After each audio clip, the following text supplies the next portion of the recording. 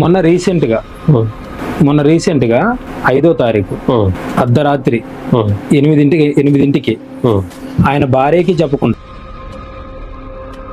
అతనికి నోటీసులు పంపించుకోకుండా తకారం గేటు అక్కడ ఎఫ్ఐఆర్ అయిందని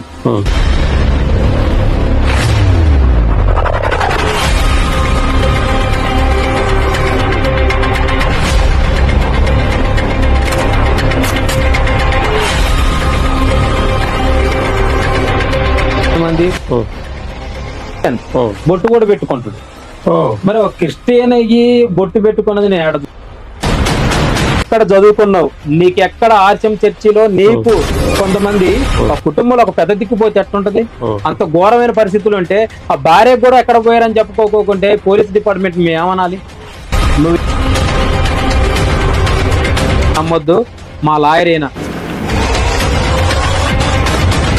దేవీ దేవతల మీద విగ్రహం హైదరాబాద్ అంటున్నారు, ఒకసారి అర్బన్ స్టేషన్ అంటున్నారు, మరి అక్కడ ఇక్కడ అంటున్నారు. మట్టి నాకు అర్థం కావట్లేదు.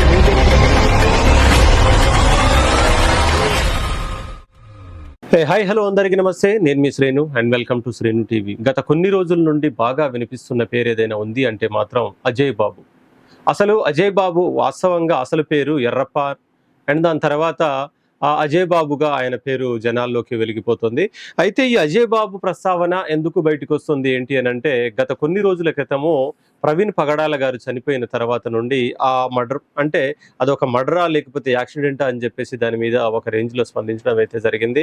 అండ్ దాని తర్వాత చాలా పరిణామాలు అయితే జరిగినవి. ఏమనంటే ఆయనకు కొన్ని బెదిరింపు కాల్స్ కానీ బెదిరింపు మెసేజ్లు కానీ రావడము అండ్ వాటికి స్పందిస్తూ ఆయన కేసులు పెట్టడము అండ్ ఒక 4-5 మీద ఎఫ్ఐఆర్ కూడా కావడం అండ్ దాని తర్వాత అన్ఎక్స్పెక్టెడ్లీగా ఆయన మీద కూడా కొన్ని కేసులు వేరే వాళ్ళు పెట్టడము, వాటికి చర్యగా ఆయన్ని సరెండర్ చేయడము అండ్ దాని తర్వాత ఆయన్ని జైలుకు పంపించడం, ఇదంతా ఒక రకంగా జరుగుతూ ఉన్న సందర్భంలో లాస్ట్ 2-3 రోజుల క్రితము ఆయనకు బెయిల్ వచ్చింది అండ్ రిలీజ్ కాబోతున్నారు అని చెప్పేసి కూడా అన్నారు. కానీ స్టిల్ ఇప్పుడు 4-5 రోజులు పైనే అవుతుంది. అండ్ అసలు ఇది ఎందుకు జరుగుతుంది, ఏం జరుగుతుంది, వాస్తవంగా ఆయన బయటకు వచ్చే అవకాశం ఉందా లేదా అనే ప్రతి విషయాన్ని కూడా ఎప్పుడు కూడా అజయ్ బాబు గారితో వెన్నంటూ ఉండేటువంటి మట్టి ప్రసాద్ గారిని వాళ్ళ మన స్టూడియోకి పిలిపించాము అండ్ ఆయన్ని అడిగి తెలుసుకుందాం అసలు ఏం జరుగుతుంది, ఏంటి భవిష్యత్ కార్యాచరణ ఏందని చెప్పేసి. నమస్తే బ్రదర్. నమస్తే సార్. ఎట్లున్నారు? బాగున్నారు. అండ్ ఎక్కడి నుండి వచ్చారు ఇప్పుడు మీరు? హైదరాబాద్ నుండి వచ్చారు. ఓకే. అండ్ ఒక్కసారి చెప్పండి, అజయ్ బాబు గారికి మీకు ఎలాంటి రిలేషన్ అండ్ ఎందుకని ఎలా స్టార్ట్ అయింది దాని గురించి ఫస్ట్. మా ఇద్దరు రిలేషన్ అంటే, మేము ఆయన ఖమ్మం జిల్లా బిఎంపీ పార్టీ బలపరిచిన అభ్యర్థిగా, ఆయన ఇండిపెండెంట్గా వేసినా కానీ మేము బలపరిచే అభ్యర్థిగా మన బిఎంపీ పార్టీ ద్వారా ఎంపీగా నిలబెట్టిన ఈ ఖమ్మం జిల్లాలో. ఇక అప్పటి నుంచి మా జర్నీ మా ఎస్సీ ఎస్టీ బీసీ మైనార్టీలు అనే కోణంతో మేము జర్నీ సాగిస్తూ ఉంటున్నాం. మొన్న రీసెంట్గా 5వ తారీఖు అర్ధరాత్రి 8ంటికి ఆయన భార్యకి చెప్పకుండా అతనికి నోటీసులు పంపించుకోకుండా తకారం గేటు అక్కడ ఎఫ్ఐఆర్ అయిందని, కుప్పల్లో ఎఫ్ఐఆర్ అయిందని, కొండాపూర్ ఎఫ్ఐఆర్ అయిందని, ఇంకా ఎల్బీ నగర్ ఎఫ్ఐఆర్ అని చెప్పేసి అని ఎక్కడ ఎఫ్ఐఆర్ అయినా కానీ వాళ్ళకి ఇంటికి కాపీ పంపించడం కానీ వాళ్ళకి చెప్పడం కానీ చెప్తే పోలీసు డిపార్ట్మెంట్ని గౌరవిస్తాం, ప్రజాస్వామ్యాన్ని గౌరవిస్తాం, రాజ్యాంగానికి గౌరవిస్తాం. ఈ లౌకికవాదంలో మనం అందరం ఉన్నాం కదా. మనం పోలీసు డిపార్ట్మెంట్ ఏదైతే ఉందో తెలంగాణ పోలీసు డిపార్ట్మెంట్ వాళ్ళు, అరే బాబు నీ మీద ఇంత కేసులేనే, మీరు రావాలా, స్టేషన్ రావాలంటే వస్తారు. ఎందుకు వస్తారని చెప్తానంటే, రాజమండ్రిలో పగడాల ప్రవీణ్ కుమార్ గారు హత్య తర్వాత పాస్టర్ అజయ్ బాబు గారు దాని గురించి ఎన్నో వీడియోలు తీసిండు, ఎంతో మంది పెద్ద పెద్ద ఛానళ్ళలో ఇంటర్వ్యూలు ఇచ్చిండు, డిబేట్లలోకి వెళ్ళారు. దాంట్లో చిన్నగా దేవీ దేవతల మీద విగ్రహాల మీద ఆయన ఘోరమైన పద్ధతిలో మాట్లాడిండు అని చెప్పేసి అని కొంతమంది హైందవ ధర్మానికి సంబంధించిన వాళ్ళు, కొంతమంది ఆడ 4 కేసులు అయితే 3 కేసులలో హైందవ సంబంధించిన జేఏసీ వాళ్ళే ఉన్నారు. ఒక కేసు మాత్రం జోసఫ్ అని చెప్పేసి అని క్రిస్టియన్, ఆయన క్రిస్టియన్ కూడా కాదని చెప్పేసి నేను అనుకుంటున్నా. ఎందుకంటే ఆయన దగ్గర నుంచి చూశాను నేను. ఆ జోసఫ్ అనే తనతో మాట్లాడాను స్వయంగా. ఆయన బొట్టు కూడా పెట్టుకుంటాడు. ఓ మరి ఒక క్రిస్టియన్ అయ్యి బొట్టు పెట్టుకున్నది నేను ఏడ చూడలే. మరి ఆయన పాస్టర్ అంటుండు, ఫాదర్ అంటుండు, ఆయన ఏం చెప్తుండో అసలు ఆయనకే అర్థం కావట్లే. బొట్టు కూడా పెడతాడు. ఆ రోజు ఏం జరిగిందంటే, నేను చిన్న పనుండి బయటకు వచ్చిన. అన్నే నన్ను చిన్న పని, నీకు ఒక పని చెప్పినా చేసుకుని రాపో అని చెప్పేసి అంటే అన్నాడు. 5వ తారీఖు అజయ్ 5వ బాబు తారీఖు. గారిని అరెస్ట్ చేసిన రోజు ఏం జరిగింది అనేది చెప్తున్నారు మీరు. అంతే. ఓకే. అజయ్ బాబు గారిని అరెస్ట్ చేసిన రోజే చెప్తున్నా. చిన్న పని ఉంది, నువ్వు బయటికి పోయి రాపో అని చెప్పేసి అన్నాడు. అనంటే ఏందన్నా అంటే, నీకు సెల్లు లేదు కదా, నీకు సెల్లు కొనిస్తా, నువ్వు ఆ సెల్ షాప్ కి పోయి నాకు ఫోన్ చెయ్యి అని చెప్పేసి అంటే, నేను మా ఆమె డ్యూటీ అయిపోయింది వచ్చినాం. వచ్చినాక ఆడ సెల్లు కొందాం అని చెప్పేసి అని సెల్లు కొన్నాం. అన్నకి ఫోన్ చేసి, అన్న 30,000 అయింది, నాకు ఫోన్ పే చేయని చెప్పేసి అని అన్న. అనగానే ఫోన్ కట్ చేసి రిటర్న్ మళ్ళీ ఆయన ఫోన్ చేసింది నాకు. రిటర్న్ ఫోన్ చేసి, మట్టి ప్రసాద్ నన్ను ఎవరో డిపార్ట్మెంట్ వాళ్ళట, వాళ్ళు కారు వేసుకొని వచ్చారు, నన్ను ఎక్కించుకొని పోతున్నారల్లా, అసలు నాకు రూట్ ఎటు అర్థం కావట్లేదు, వీళ్ళు ఎవరు అర్థం కావట్లేదు నాకు. ఒకసారి హైదరాబాద్ అంటున్నారు, ఒకసారి అర్బన్ స్టేషన్ అంటున్నారు, మరి అక్కడ ఇక్కడ అంటున్నారు, మట్టి నాకు అర్థం కావట్లేదు, రూట్ ఎటు పోతుంది తెలవట్లేదు, ఒకసారి వెళ్తూ మాట్లాడవా అని చెప్పేసి అని అన్నాడు. పక్కన ఎవరున్నారో వాళ్ళకి ఇవ్వండి, నేను మాట్లాడతా అని చెప్పేసి అని నేను అన్నా. అనగానే వాళ్ళకి ఇవ్వగానే ఫోన్ కట్ చేసింది. ఫోన్ కట్ చేసి ఫోన్ చేస్తుంటే స్విచ్ ఆఫ్. ఎమ్మటే అర్బన్ పోలీస్ స్టేషన్ కొత్త అని చెప్పిండు. మనం హైదరాబాద్ అయితే పోలేం. ఎమ్మటే అర్బన్ పోలీస్ స్టేషన్కి వెళ్ళిపోయినా. నేను మా మిస్సెస్ ఇద్దరం కలిసి వెళ్ళిపోయాను. వెళ్ళిపోయి అజయ్ బాబు గారిని వచ్చారు, పట్టకొచ్చారట. నాకు ఆయన ఫోన్ చేసిండు స్వయంగా, జీబులు తీసుకెళ్తున్నారా, వీడు తీసుకొచ్చారటగా. వచ్చారంటే అక్కడ ఉన్న ఎస్ఐ ఏమన్నాడంటే, ప్రసాద్ నువ్వు తెలుసుగా మాకు ఎప్పటి నుంచో, మా స్టేషన్ మొత్తం చూసుకో, ఎక్కడా లేడు, నువ్వు చూసుకో అని చెప్పేసి అన్నాడు. నేను మొత్తం ఎతికినా ఎక్కడా లేడు. ఎమ్మటే నాకు డౌట్ వచ్చి ఎమ్మటే పక్కన కాగితం రాసిన, నా మిత్రుడు నా ప్రాణ స్నేహితుడు కిడ్నాప్ చేశారు, మిస్సింగ్ కేసు అని చెప్పేసి అని స్వయంగా నేనే నా పేరు మీద లెటర్ రాసి ఆ పోలీస్ స్టేషన్లో ఇచ్చిన. ఇస్తే సిఏ గారు లేరు. సిఏ గారు వచ్చినాక మాట్లాడదామని చెప్పేసి అని ఒక 15 నిమిషాలు ఆపారు. ఈ లోపు సిఏ గారు వచ్చారు. సార్, మా మిత్రుడు మద్దిశెట్టి అజయ్ బాబు గారు, మీకు కూడా తెలుసు, ఒక కేసులో కూడా మేము వచ్చినాం మీకోసం అన్న విషయం వచ్చినాం మేము, కానీ ఈ రోజు కనపడకుండా పోయిండు, మీరే తీసుకొచ్చారు, ఇదే స్టేషన్ తీసుకొచ్చారని ఆయన నాకు స్వయంగా ఫోన్ చేసి చెప్పిండు. ఈ స్టేషన్కే తీసుకొస్తానని స్వయంగా ఫోన్ చేసి చెప్పిండు. అజయ్ బాబు ఎక్కడ ఉండు మాకు తెలవాలి అని చెప్పేసి నేను అడిగిన.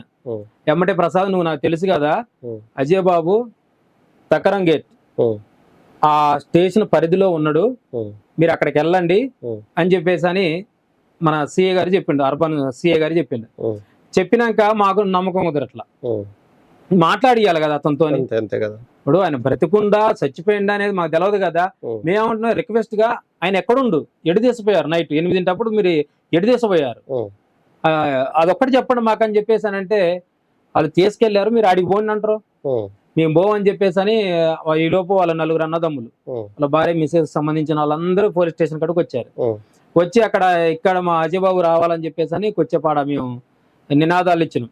నినాదాలు ఇచ్చినాక అయిపోయినాక వెంటనే సిఏ గారు మళ్ళీ ఫోన్ చేసి ప్రసాద్కి ఇవ్వని చెప్పేసి అని మాట్లాడితే, అక్కడ ఎవరైతే దేశపోయిన సిఏ ఉండో ఆయన పేరు చెప్పాలి. ఆ రోజు నేను అడిగిన, ఆ సిఏ ఎవరైతే ఉన్నారో ఆయన ఏమన్నాడంటే, మీరు ఆడ గొడవ చేయకోకుండా వెళ్ళిపోండి, మీరు ఆడ గొడవ చేస్తే మాత్రం ఇబ్బంది అయితే వెళ్ళిపోండి అని చెప్పేసి అన్నాడు.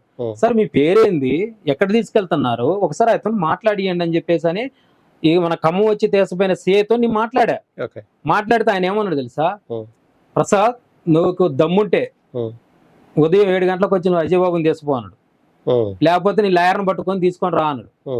సార్ ఇది ఇక్కడ దమ్ములు గిమ్ములు కాదు మేము అనుకున్నది. మేమేమంటున్నాం అంటే, అసలు ఆ మనిషి బ్రతికుండా లేడు అనేది మాకు ఒకటి చెప్పమంటున్నాం. నువ్వు నామే ఛాలెంజ్ చేస్తావు ఎందుకు, నేను ఒక పాస్టర్ కాదు, నేను ఒక పొలిటికల్ లీడర్ని, నువ్వు నామే ఛాలెంజ్ చేస్తావు ఎందుకు అని చెప్పేసి ఆ సిఏ గారితో ఇంతనే మాట్లాడా. తర్వాత ఇక మా కన్ఫర్మ్ ఆయన కూడా మాట్లాడిన, ఇక్కడ సిఏ గారు సహకరించి అక్కడ సిఏ గారి ఫోన్ కలిపిన వల్ల ఆయన మేమే దేశపోయిన క్లారిటీ చెప్పినాక ఇక ఇక్కడున్న సిఏ గారి దగ్గరికి పోయి చెప్పేది, సార్ మేము ఇక్కడ నుంచి వెళ్ళిపోతున్నాం, ఒక్కడ కూడా ఉండట్లేదు సార్ అని చెప్పేసి అని అదే స్టేషన్ కి నైట్ 2 మళ్ళీ అక్కడ చేరినాం. అక్కడికి చేరినాక ఆ స్టేషన్ పోయినాక మీరే తీసుకొచ్చారని అక్కడ సిఏ గారు చెప్తాడు, ఇక్కడ ఉన్న సిఏ కూడా మాతో మాట్లాడిండు, మీరెందుకు చూపెట్టట్లేదు అని చెప్పేసి అంటే, ఇక్కడ లేడు, మా కాడికి రాలే, మాకు సంబంధం లేదు, ఉప్పల పోండి అక్కడ పోండి అని చెప్పేసి అంటే, ఆ నైట్ అంతా తెల్లారిందాక ఉప్పల police station, LB Nagar police station, Kondapuram police station, ఆ ఏరియాలో ఎన్ని పోలీస్ స్టేషన్లు ఉంటే అన్ని పోలీస్ స్టేషన్లకు వెళ్ళిన. ఎక్కడా లేరు. మరి తీసుకొచ్చింది ఇక్కడే urban police station, Khammam urban police station CA గారు ఇక్కడికే తీసుకొచ్చారని చెప్పిండు. ఇక్కడ ఉన్న సిఏ కూడా మాతో మాట్లాడిండు. అయినా మీరు తీసుకురాలేదని ఎట్లా అంటారు మీరు అని చెప్పేసి అని అన్నాను. మీరు వెయిట్ చేయాలా, టైం పట్టిద్ది అని చెప్పేసి అని వెయిట్ చేయాలని చెప్పేసి అంటున్నారు. కానీ ఆ మనిషి ఉండడా లేడని తెలవట్లా.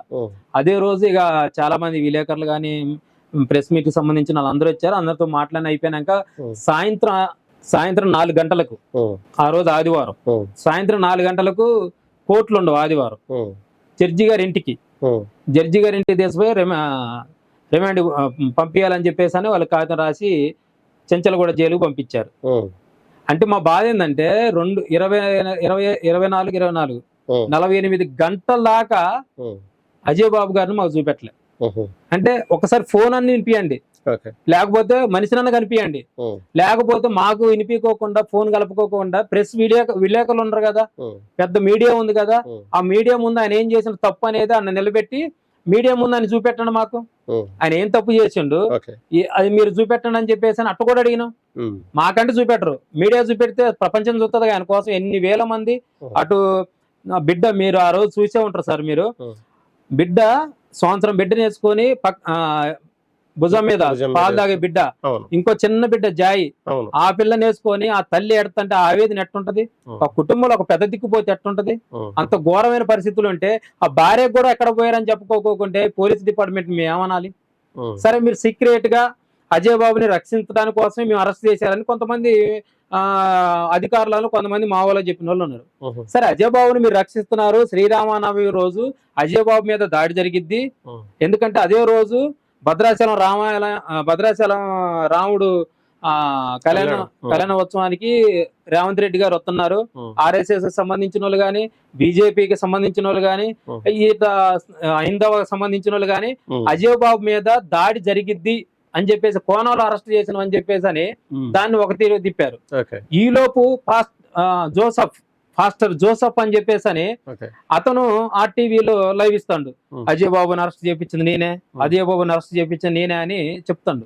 నేను అదే జోసఫ్ నేను తెలుసు నీకు మట్టి ప్రసాద్, నేను నీ దగ్గరకు వచ్చినా నిన్ను కలిసిన, ఆయన కలిసాను నేను. అన్నా మీరు క్రిస్టియన్, మేము క్రిస్టియన్, నేను RCM చర్చి, 2009లో నా పెళ్లి అయింది, నేను కూడా RCM చర్చి, మీరు కూడా RCM చర్చి అంటున్నారుగా, మీరు కూడా ఒక పాస్టర్ అంటున్నారుగా నాతోని. ఇప్పుడు మన దాంట్లో ఒక బిడ్డ తప్పు చేస్తే యేసుప్రభు అయినా క్షమించండి అని అంటాడు, క్షమించమని అడుగుతున్నాడు. మరి మేమేమంటున్నాం అంటే ఆ బిడ్డ ఒకలా మేరీ మాత గారి గురించి, లేకపోతే ఆ యేసుప్రభు విగ్రహాల గురించి కానీ, దేవీ దేవతల విగ్రహాల గురించి కానీ, వాళ్ళని సులకం చేసిన మాట్లాడన విషయాలు ఏమైనా ఉంటే మీరు పెట్టిన కేసు ఇక్కడ బలంగా ఉంది అని చెప్పేసి అని ఇక్కడ పోలీస్ డిపార్ట్మెంట్ కూడా చెప్తున్నారు. కాబట్టి మేమేమంటున్నాం అంటే నువ్వు ఒక దేవుడి బిడ్డగా ఇంకో దేవుడి బిడ్డకి సాయం చేయని చెప్పేసి అని నేను 2 చేతులు పట్టుకొని అడిగిన. ఆయన ఏమన్నా తెలుసా, నేను చెయ్యను, పైన యెహోవా దేవుడుండు, ఇక్కడ పోలీస్ డిపార్ట్మెంట్ ఉంది, ఆయన ఏం చేయాలనేది ఆయనే చేస్తాడు అని చెప్పేసి అని ఆయన ఒకటే మాట చెప్పిండు. ఇక చెప్పాక ఆయన అంత క్లారిటీగా చెప్పినాక మేము ఆయన వదిలేసినాం. ఇక తర్వాత ఆయన ఇంటర్వ్యూలు ఇస్తుంటే చూస్తా ఉంటాం. రెడ్ టీవీలో తేజతో చేసిండు. తేజతో చేస్తే ఇంకో పాస్టర్ అడిగిండు, లైవ్ లో పెట్టారు. మీరు ఒక పాస్టర్ బొట్టెందుకు పెట్టుకుంటారు అని చెప్పేసి అంటారు. బొట్టెందుకు పెట్టుకుంటారు అంటే అది నా ఇష్టం, నేను పెట్టుకుంటా అనే కోణంలో పెట్టిండు.